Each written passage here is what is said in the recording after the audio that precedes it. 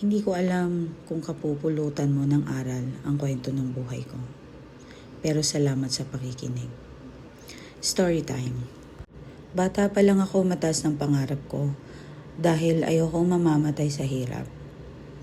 Ayoko yung hanggang dyan na lang ako. Sandalan ko yung tatay ko.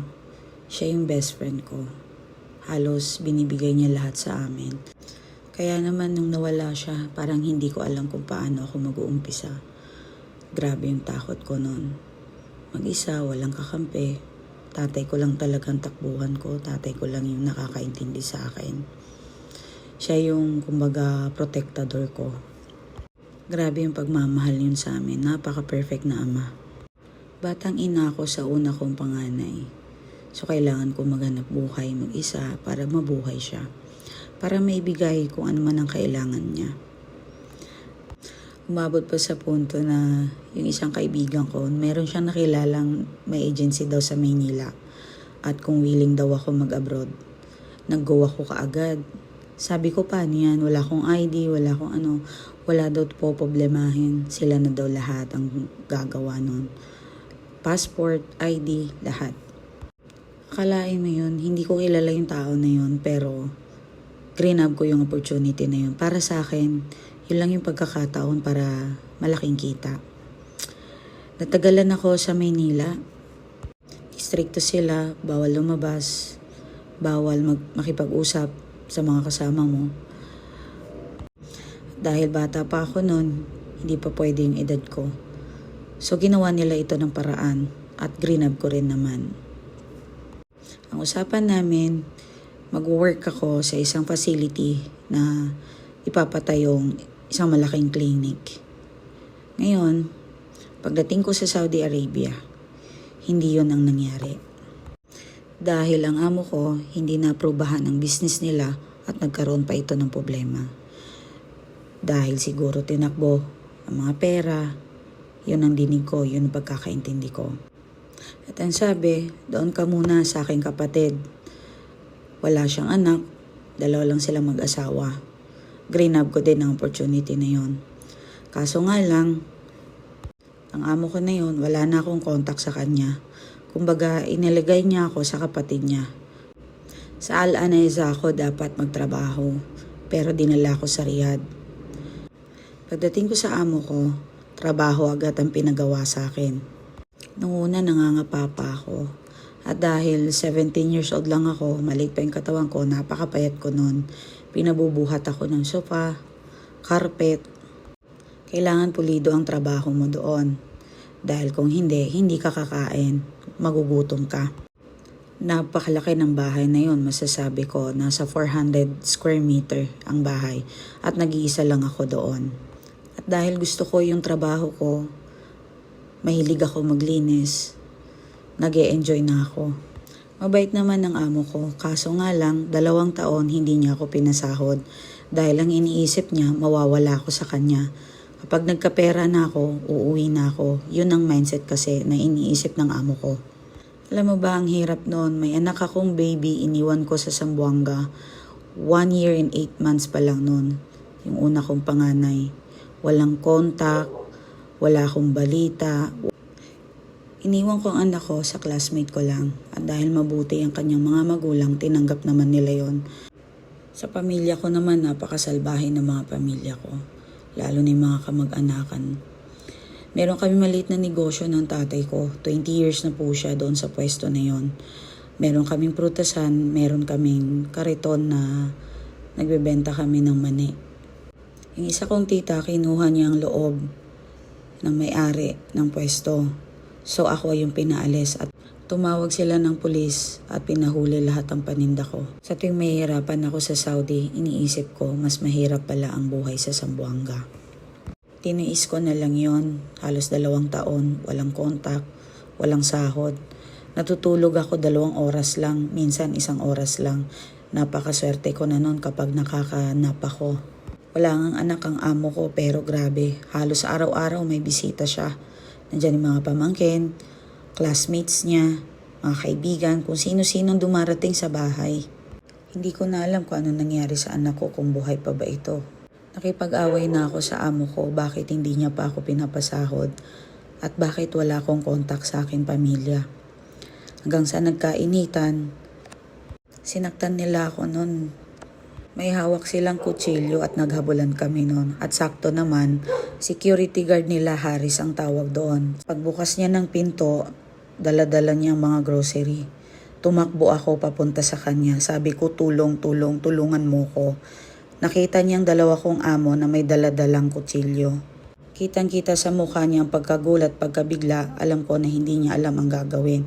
Pero tinulungan niya pa rin ako at sumakay kami sa sakyan. Doon ko na sinabi sa kanya lahat-lahat ng pang-aabuso sa akin ng amo ko. Sabi ko, dalhin mo ako sa embassy. Umabot ng 2 linggo, pinatawag ang amo ko at nagkita naman kami at nagkausap. Pero hindi naging madali. Sa pangalawang pagkikita namin, humingi sila ng patawad at pinatawad ko rin naman sila. Mahal ko ang trabaho ko dahil sa kanila natuto ako maglinis, paano magtrabaho, at paano labanan ang gutom at ang tulog. Walang laman ang kanilang mga rep, pagkain dahil bumibili lang sila sa tuwing may party. Pero ganun pa man, nung nakita ko ang amo ko na umiiyak sa akin at nagsusumamo at nagmamakaawa sa akin, pinatawad ko sila. Dahil ang dahilan niya daw, ayaw niya daw ako mawala sa kanya. Nung umuwi ako sa Pilipinas, hindi rin naging madali ang buhay ko. May nakilala akong bakla na Arabo. Fashion designer daw siya. So kailangan daw niya na marunong magtahi. Nagpanggap ako na marunong ako magtahi dahil gusto ko talaga makaalis at kumita. Tuwang-tuwa siya noon at agad nang inayos niya ang aking mga papel. Pagdating ko sa Jeddah, Saudi Arabia, may 4 na Pilipina doon. Silang nagbigay ng trabaho sa akin kung anong gagawin ko. Pinag-uusapan na nila ako kasi halata sa kilos ko na wala akong alam at hindi ko alam ang ginagawa ko. Agad sila nagsumbong sa amo namin na hindi daw ako marunong magtahi. Ilang araw na lang pupunta na sila sa Dubai dahil may event sila. Minumura ako ng amo ko noon at hindi makain ng mga salita. At ang mahirap pa doon yung 4 na Pilipina na yun. Ang sakit tumingin sa akin. Tinutulak pa nila ako. Sinasaktan. Dumating na yung araw, kailangan na nilang pumunta sa event. Sa Dubai po yung gaganapin. Naiwan ako sa shop. Nang walang malay, nakalak pala ito. Ang tagal nilang nawala, almost 3 weeks. Nakulong ako sa shop. Hindi ko alam kung sinadya ba yun. Gutom na ako noon. Wala akong magawa kundi magdasal. Alam mo ba yung flush ng toilet? Di ba may tubig doon? Doon ako umiinom. Sobrang payat ko noon sa tagal nilang nawala dahil tubig lang ang pag-asa ko. May nakita akong lalaki sa labas ng shop namin.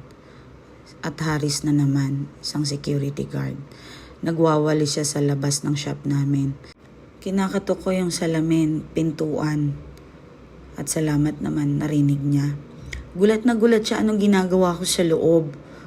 Kasi nga yung amo namin nasa Dubai. Sabi niya pa sa akin, di ba ikaw yung bagong tao na sinundo ko last time sa airport? Sabi ko oo at kako nalak ako dito sa shop. Tinanong niya sa akin kung kailan pa ako nasa loob. Ang sabi ko mula nang umalis ang amo natin. Hindi ko alam kung bakit bigla na lang umiyak itong lalaki na to.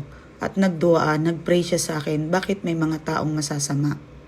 Wala din siyang susi at ang ginawa niya, naghanap siya ng butas na pwede kong daanan pero wala talaga. May maliit na butas siyang nakita at ang kasya doon ay maliit na tinapay lang. Dali-dali siyang bumili ng samuli para may makain ako. Sabi ko kahit madumi okay lang yan, sinuksok niya doon sa butas ng pintuan. Imagine, durog na durog ang tinapay. Kinuha ko yun kahit madumi. Habang kinakain ko yun, iniisip ko yung anak ko. 3 araw niya ako sinisiksikan ng pagkain sa pintuan. Tinapay lang po yun. At dumating na yung amo ko galing Dubai. Bigla ako may narinig nagsisigawan at boses yun ng Haris. Hinaaway niya ang amo ko. Pagbukas pa lang ng pinto, napakapayat ko na nun. At tinakbo na nila ako sa ospital. Natakot din naman ang amo ko. Humingi rin naman siya ng tawad sa akin. Nagsorry. Sabi ng Haris, nag-review daw ng CCTV ang amo ko.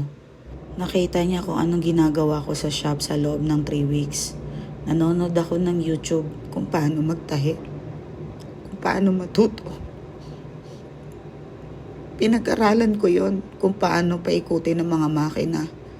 Wala akong ginawa kundi mag-aral. Pag-aralan kung anong ginagawa nila. Sabi ng amo ko, tutulungan niya ako para matuto ako. Isang Ethiopia, maitim na babae ang lumapit sa akin. Mabilis ako natuto at naging assistant nila ako. Ako yung taga-dikit ng beads, taga-ayos ng mga diamonds, paglagay sa mga gowns. Napaka-expensive ang tinatahi namin. Isang mga royal blood ang mga client ng amo ko. Naalala ko noon, pinatahi ako ng una-unang tahi ko talaga ay abaya. Tuwang-tuwa talaga yung amo ko at niyakap niya ako. Bakla naman siya, okay lang yun. Hanggang sa nakuha ko yung loob ng amo ko, napakadami ng bandings namin. Halos kapag naboboring siya, ako yung gusto niya laging kasama dahil makulit ako, malikot. Pinapakinggan niya rin yung mga idea ko na binibigay sa kanya at nagugustuhan niya yung mga designs ko. Nakakatawa dyan, naging personal assistance niya na ako. Ako na yung tagapahawak ng bangko, pera niya, cheque, clients, lahat. Taga-schedule niya lahat. Napakabuti talaga ng Panginoon. Pero yung 4 na Pinay na yun, laging galit sa akin, nagsiselos sila. Keso sip-sip daw ako. Bakit ako nagustuhan nila? Bakit ako pinagkatiwalaan ng amo namin? 4:00 pa lang Fajr sa Saudi. Gising na ako. Pumupunta na ako sa shop, inaayos ko na lahat, mga pagkain nila. Mas lumaki ang business ng amo ko nung hinawakan ko na. Sabi niya, hindi niya alam kung saan nanggaling ang talino ko, pero sobra daw siya nagpapasalamat. Meron isang babaeng ikakasal at ang sabi niya, gusto niya ako daw mag-design ng kanyang gown. At dahil lagi sila nag-update, dapat lagi ka rin nag-update sa mga clients, naging malapit na kaibigan ko ng ikakasal na yon. At sabi niya sa akin, meron doon malapit sa amin, isa siyang school. Baka pwede kang mag-aral mag-makeup artist kasi ang ganda ng kamay mo, ang ganda ng drawings mo, ang ganda ng mga designs mo. Baka gusto mo lang naman sakali. Kaibigan niya pala yon, yung school na yon, kaya madali ako makapasok. Nagpaalam ako sa amo ko na baka naman pwede. Sabi niya sa akin, walang problema. Ang tanong, kaya mo ba? Bugbog na ang katawan mo dito sa shop. Sa trabaho, lahat ikaw na ang gumagawa. Ngayon gusto mo mag-aaral. Bibigyan kita ng 2 oras sa labas para mag-aral. Ang hirap pala gumawa ng video, pero abangan nyo na lang sa part 2, mga madam ko at mga mahal ko. I love you.